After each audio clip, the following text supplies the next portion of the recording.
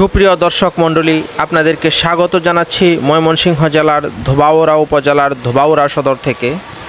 বন্ধুরা, বৃষ্টিমুখর দিনের শুভেচ্ছা। অতিরিক্ত তাপমাত্রায় একদম মানুষজন বেহাল দশা হয়ে গিয়েছিল। আল্লাহ তাআলার কাছে সবাই বৃষ্টির জন্য এবং আবহাওয়া ঠান্ডা হওয়ার জন্য প্রার্থনা করেছেন।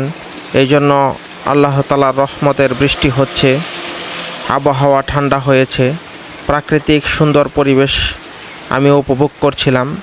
এবং আমি নিজে চিন্তা করলাম, আমার যারা সাবস্ক্রাইবার আছে, আমার যারা ভিউয়ার আছে, তারা যেন এই প্রাকৃতিক সুন্দর পরিবেশটা উপভোগ করতে পারে। এই জন্য আমি একজন প্রকৃতিপ্রেমিক মানুষ।